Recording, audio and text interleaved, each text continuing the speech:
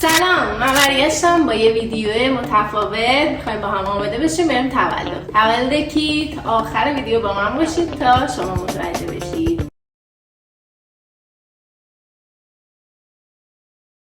بریم شروع کنیم. من یه آب رسام میزنم قبل از هر چیزی، چون پوستم پوست خشکه. پوست آماده میکنم، با دستتون میتونید پخشش کنید. اگه پوستتون خشکه حتما آب رسام بزنید. من یه بیبی کرم استفاده میکنم و با بیوتی بلندرایی که شستمشون فیدش میکنم. اگه پوستتون جوش و لک نداره یه لایه نازک بزنید کافیه. بعد با یه بیوتی بلندر که نم داره ضربه اینجوری خیلی محکم ضربه نزنید. مراقب باشید توی مو و ابروهاتون نره. ما سر کار که بودیم استادمون گفت که یه خواستی بفهمی که یه دستیاری حرفه‌ایه یا نه، از اونجا میتونی متوجه بشی که وقتی میره پودر فیکس بر بازیگر میزنه روی موجه هاش نریزه. بعضی از دوستانی که تازه وارد سینما میشن و فقط کلاس رفتن یا دانشگاه رفتن فکر میکنم همه چی بلدن. بعد که میام پیش ما، مثلا میومدم که پیش من کار کنم، گفتم یه کرم پودر بزن. حالا ما توی گیریم بهش میگیم فون، هم از فوندیشن میاد. اصطلاح فون توی گیری ما رایج، نمیگن کرم پودر، میگن فون. گفتم یه فون برای بازیگر بزن. نمیتونست درست بزنم فیدش کنه. خود اصولی زدن کرم پودر خیلی مهمه. اولا که باید زیر ساز بزنید حتما. دوم اینکه حتما خوب فیدش کنی و اضافه هاشو بگیرید. من با این بیوتی بلندر میگیرم و بعد با این بیوتی بلندر تمیزتر اضافه هاشو میگیرم. بهترین راه و ساده‌ترین راهی که میشه فید بشه کرم پودرتون و خوب به خورد پوست بره اینه که با انگشتانتون این کار انجام بدین، چون انگشت گرمایی که داره باعث میشه که راحت کرم پودر بره خورد پوستت. شما روزا تولدتون حستون چیه؟ یعنی از اینکه مثلا وارد یه سن جدید میشید و بزرگتر میشید خوشحال میشید یا ناراحت؟ با یک کانسیلر، حالا هر کانسیلری که خودتون دارید، این جایی که من میزنم اون روشنی بزنید. باعث لیفت صورتتون میشه و صورتتون رو شیک‌تر میکنه. مثلا میخواید استخون فکتون برجسته بشه، چونتون برجسته بشه، بالای ابرو، کنار بین، کوچولو هم توی کنار لبتون بزن. باز سر جای خودش سریع فید میکنید با یه بیوتی بلندر نمدار. ضربه این کار انجام بدید، چون اگه بکشید روی پوست ممکنه پوستتون پوست شه. دیدید میخواین یه کاری انجام بدید، مثلا ریمل میخواین بزنید اینجوری میزنید، یا میخواین مثلا اینجای چشمتون رو بیوتی بلندر رو دارین ناخودآگاه صورت چه میمیکایی میده. خب چون هنوز ریملی نزدید اشکال نداره پودر فیکس روی حتی موجهاتون هم زده بشه. چرا؟ اتفاقا این حجم میده به ریمل زدن و موجه. اینا نکات خیلی مهمیه دارم میگم. نایس. الان شما یه پوست آماده دارید برای میکاپ خفن. حالا من چند تا مدل کانتور دارم که با این فکر کنم شما خیلی راحت باشید. از این قلمی ها که من صورتم چون که بیزیه اینجوری میکشم. اگه بخواید صورتتون یکم استخونی بشه همینو یکم میایم به سمت پایین. من صورتم خودش استخونی هست و بیشتر به صورت گرد میکشم. اینجای چشمتون میکشید که لیف شه به سمت بالا. خط فک دقیق روی فک، زیر لب. اگه بخواید چونتون یکم جمع بشه یه مثلث اینجا یه مثلث اینجا میکشید. اگه پیشونیتون بلنده میتونید یک کوچولو اینجا تیره کنید، ولی اگه پیشونیتون کوتاهه نیاز نیست باید روشنی بزنید. خب من تا اینجای کار اوکیه، باز سر جای خودش فیدش میکنی. من میخوام یه ترفند خیلی باحالو که توی اینستاگرام دیدم با هم تجربهش کنیم. خودم تستش نکردم که با هم انجامش بدیم. برای همین کانتور بینیو نزدم. خب این روش چیه؟ توی این روش نیاز به یه قلمی دارید که خیلی دیگه ازش استفاده نمی کنید یا سرش یکم خراب شده باشه. حالا من که قلم خراب ندارم، مجبورم این قلم رو در راه آموزش خرابش کنم. I still love you. خب ببینید این وسط قلم و اون قشنگ این وسط قیچی میکنید. همین حتما قیچیتونم تیز باشه، مثل مال من کند نباشه. دارم بعدش نگم حیف این قلم، به قول اصفهانی ها حیفست. اگه که سایه پودری دارید برای کانتور که میزنید تو پودری، من ترجیح میدم فعلا با یه رنگ کم رنگ کانتور مثل همین که الان زدم قلمتون اینطوری به رنگ آغشته میکنید، بالا پایین. دیگه خودمون دوتا خط میکشیم ولی خوبه نه؟ برای کسایی که مبتدی‌ها براشون سخته دوتا خط صاف بکشن، به نظرم روش خوبیه. یعنی الان خط رو به ما داد، همین دوتا خط پر رنگ میکنم، توی رنگ پر رنگ تر بزن. من اینجای بینیمم یک کوچولو تیره میکنم. اگه پرهای بینیتون بزرگه اینجا هم یکم میتونید تیره کنید با زیر بینی. حالا با بیوتی بلندر فیدش میکنه، یک کوچولو کنارش رو روشن تر میکنید که دو تا خط بیشتر مشخص بشه و وسط. سپس پودر فیکس استفاده میکنید به مقدار لازم. در این مرحله نوبت چیه؟ سایه. قهوه‌ای کم رنگ مثل این انتهای چشمم میزنم،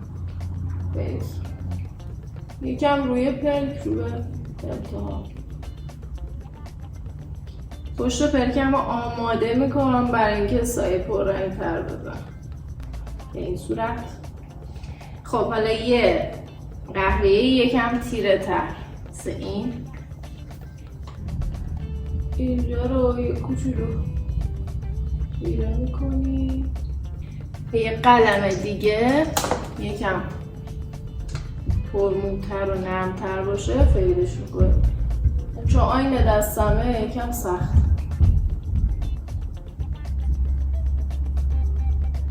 داشتم میکشه به سمت بالا، اصلا نترسید.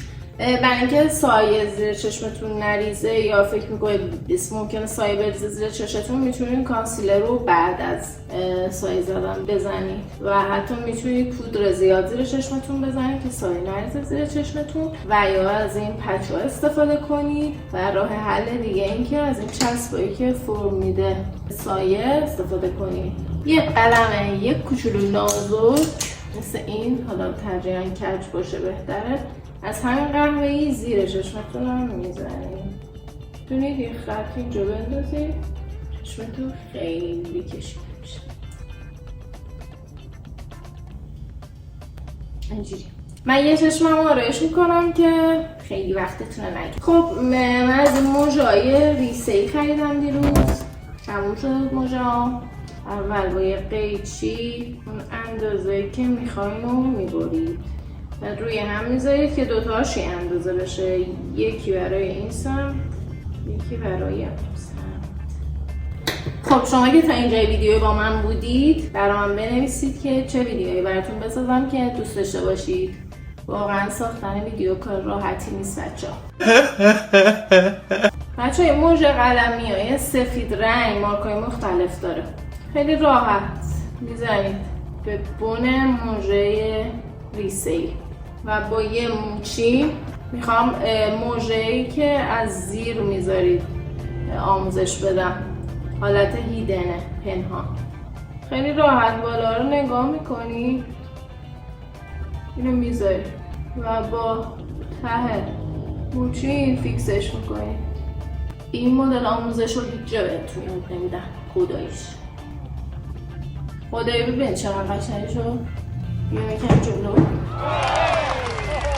بدون ریمل، بدون درد و خونریزی عالی شد. یه کوچولو ریملم این قسمت مژه بزنی که مژه‌تون یه دست بشه خیلی جذاب میشه. یه پیشنهاد دارم براتون. با همین سایه‌ای که داریم، یه سایه کم رنگ قهوه‌ای و یه قلمی که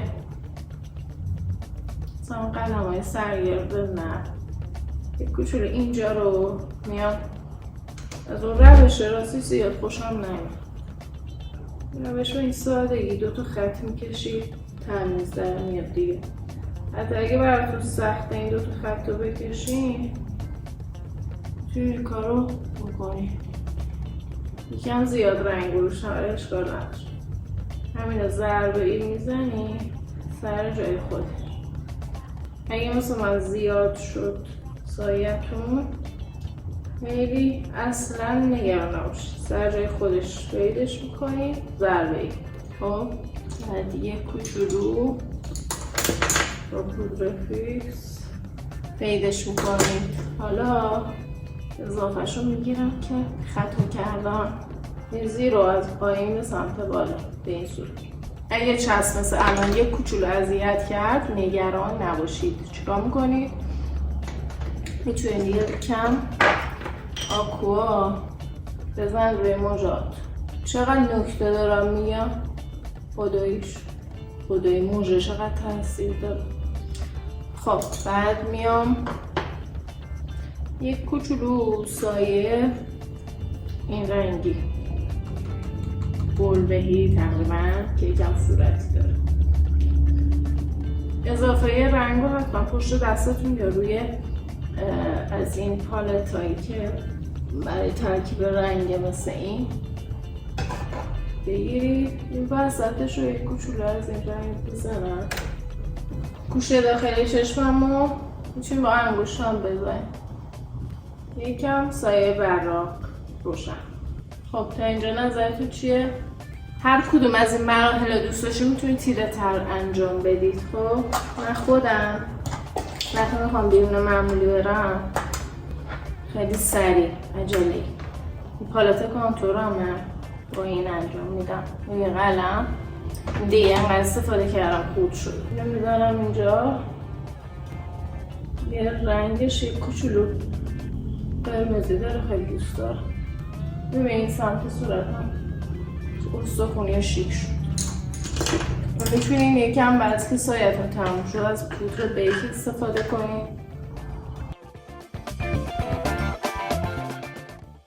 خب تازه خط چشم نکشتم. خط چشم نهایتا یک کوچولو مداد مشکی میخوام بکشم.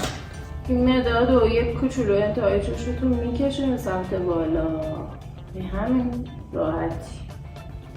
یک کوچولو هم زیر چشمتون میکشین. مرحله میتونید هر جا خواستی روشنی بزنید. اینجا دوباره میتونید روشنی بزنید کوچولو برجسته تر باشه.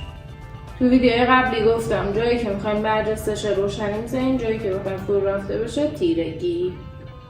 از این برق لب آب نباتی ها به مناسبت تولد آب نبات میزنیم به لبم برق بگیره، برق بزنم چرش. خیلی باحاله. اینا رو برای گوشه چشم میتونیم استفاده کنیم.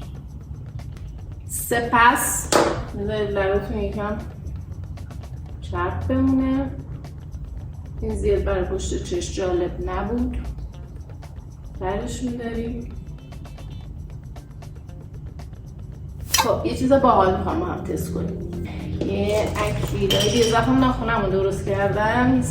یکم اکریلای باحال برام گذاشته. میخوام 2-3 تا این مدلی بذارم گوشه خارجی چشم. چجوری؟ اولا اینکه حالا میتونید با یه کوچولو مثلا ژلی چیزی انجام بدین. این مخصوص همه کاره. چسب سایه است. حتما قلمتون چک کنید تمیز باشه. یه کوچولو میخوام بزنم اینجا دیگه، تولده یکم متفاوت باشه. نظرتون چیه؟ اضافه شو با همین قلم تمیز میتونید اینجوری بردارید یا با گوشبا. این چشم اکریل زدم، از این چشم داره اشک میاد. باز برای اینکه زیرش رو تمیز کنیم میتونید یکم کانسیلر رو بزنید، فیلش کنید. من کلن با اینکه کارم گریمه خیلی از آرایش‌های اگزاجره و گریم‌های اگزاجره خوشم نمیاد. یه اکریل رو امروز همینجور گفتم با هم تستش کنیم. بعد چون ناخونم همینجور اکریلیه گفتم جالب میشه، متفاوت باشیم یکم. خب ژل ابرو رو میزنیم. من میرم اون سمت چشمم آماده میکنم و به نظرتون لنز بذارم یا نه؟ نظرتون چیه؟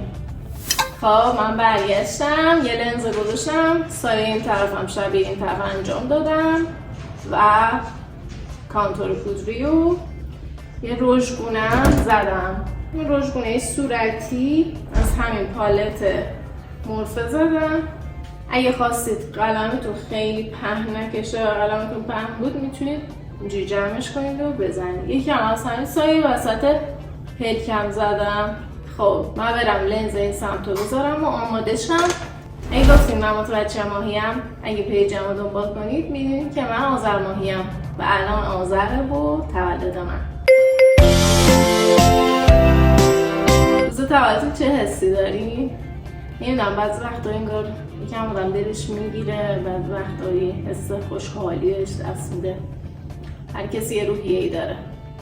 پارسال که اصلا حالم خوب نبود، حالا امسال یکم بهترم و اینکه من برم کامل آماده میشم با هم بریم تولد. خب من برگشتم، موهامو یکم بابلیس کشیدم، لنزمو گذاشتم، ریمل زدم. بچه روژی که زدم یکم تینت زدم، بعد روش سایه زدم. از همین سایه روی تینت هم زدم و سعی کردم روژمو وسط بزنم. چطور شدم؟ این بادکنکه رو الناز خریده، شبیه روژه. ما میخوایم بریم کیک رو سفارش دادیم بخریم و یه بادکنکه دیگه هم بگیریم که بریم رستوران.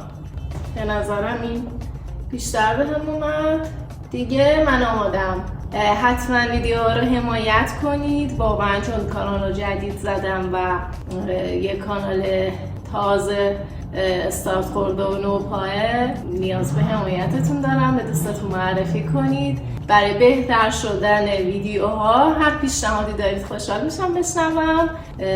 روزگارتون خوش، با من بیاین.